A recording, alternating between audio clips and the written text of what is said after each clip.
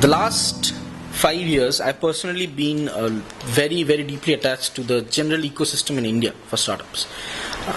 Most specifically from Kolkata, and now recently for the last 1 year from Bangalore. What I've seen is that the number of startups and the number of investors, so both parts of the ecosystem, are growing a lot. Also, more interestingly, the Indian internet consumer base has really exploded, and this is a very active user base. A lot of them are using a lot of tools. For example, Foursquare surprisingly has a large user base in India. Most people who are dealing with software or building software products are probably looking at a global audience.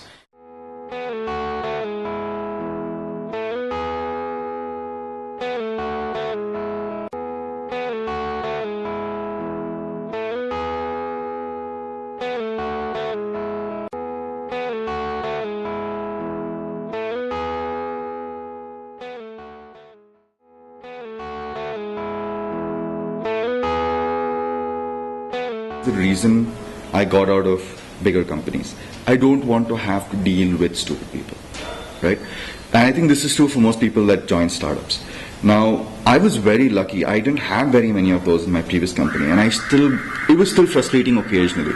And I can only imagine, based on stories I've heard from friends and relatives who work in even bigger companies which don't really care about this sort of thing, how frustrating it is on a day-to-day basis to deal with stupid people who don't have any integrity, who are not nice to you. Actually, we didn't jump with the product. We decided, between us we have about 6 years of history. So together, friends, working, hacks, everything. So we decided if we are doing a startup, this is the time, because we could afford to really screw up how much ever we want to. And if it's a bet, right? If you make it a big thing, you win. You get all the spoils of who are left out, or at the worst case, you add the fun of working with the team that you always wanted to.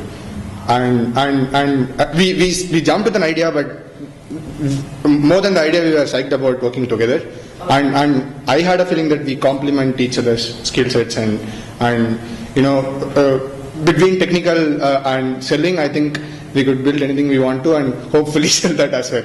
So I'm not sure why people start up, but in my case, at least, it was I couldn't think of any other place where I would have as much fun working with these guys than anything else. Okay, I think most of things he answered. Just about the ideas part, one more thing to say about ideas is that we switched between like 7-8 ideas till now. Wow. So that would prove that it's not the idea. Well, I started feeling that I was getting sucked into a golden cage, which is the primary reason I decided to move into a startup from my well-paying job. Basically, it was when your passion to innovate, and when you have this energy to execute, and when you start seeing the big picture, and combination of all three kind of tells you that the opportunity you currently have is not doing complete justice to what you probably can do. It's time you move out from that opportunity and pursue new ones.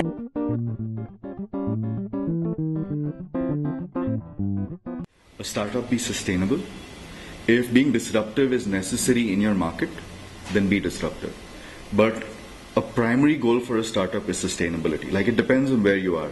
In the US, this may mean raising funding. In India, it may just be setting up enough cash flow to, so that you can continue working. It doesn't matter. This whole disruptive, becoming conformist it all basically sexes up the scene. Telling ourselves that every single startup is disruptive, that's just bullshit. Because 90% of startups are clones of other successful startups, and that's just a fact. So you're not being disruptive. Do you become conformist when you become bigger? That, again, is completely a function of how you choose to run the business. Because I've seen companies, there's a textbook example, right? Apple is 35 years old, and they're still disruptive, right? And there are other companies that have become super conformist just 5 years after they've been founded. They get to Series C, they start making profits, and they're conformist. I think that has very little to do with anything. You can be extremely profitable, be rich, make money, keep your employees happy, keep your clients happy, and be super conformist. You could do that, but I think these are two completely separate sort of thing. The non-conformity part is an example, like maybe there are many examples where people are frustrated with their existing jobs, and many of them come out with doing the similar kind of a product from their whatever company they're working with, and they make a better product out of it.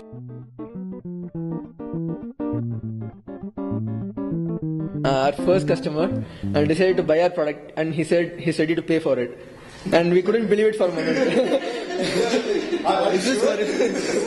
Is this for real? Suddenly there are like 10,000 photos in the queue. Like, what's really happening? Some random blogger has blogged about it and is like really happy, sent him a thanks note, and then we figured, okay, if people are going to like it, we might as well make it big and send it to a lot of other guys. And then 2 days of blood everywhere and collecting up bits and pieces. At 4 a.m. in the morning, he comes me and wakes me up. Alagu, wake up, we are viral. Zednet has called us. Like, what?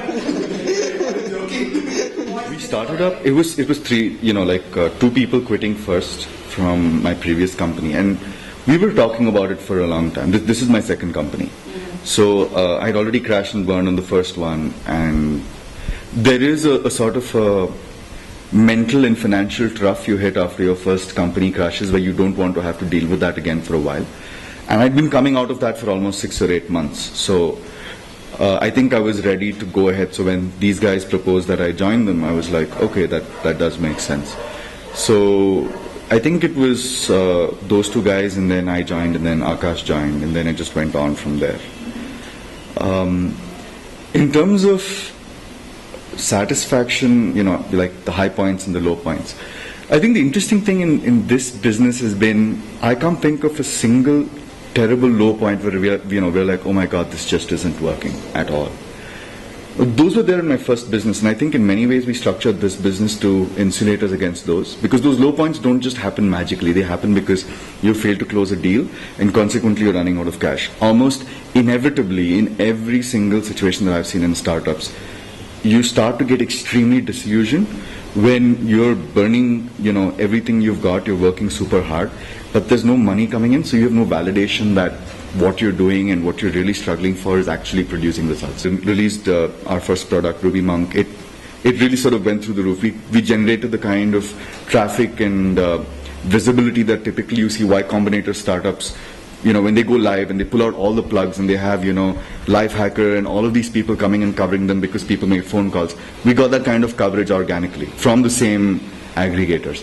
So, I think if there was one major high point I had to point to, it was that. It was like the first product that we went live with, getting this much traction.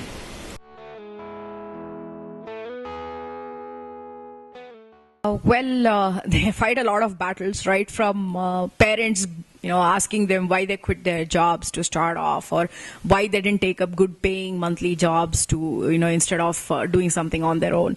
So they have the social, questions being pointed towards them, and most of them are in the marriable and the kind of dating age, and they find some sort of difficulty in kind of getting, people to hang out with as such.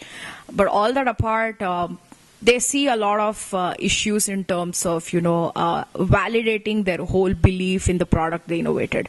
Somehow it starts being a journey of, it starts off as their self-belief in something, in a product they wanted to do really badly.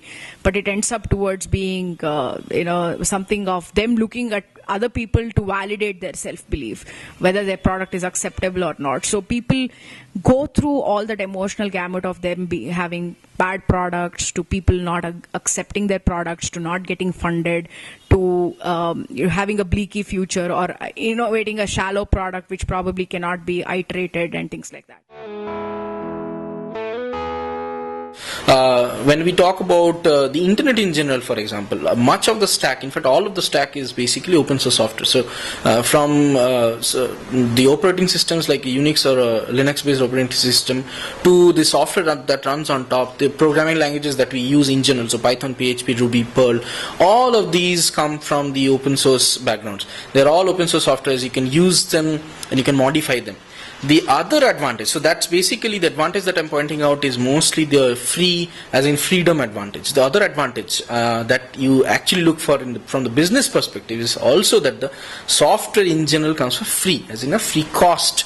That's a huge advantage when you're talking about building a software where probably 40% of your platform is outright given to you free of cost through the usage of Linux or a programming language on top of it, or a few libraries, etc., etc.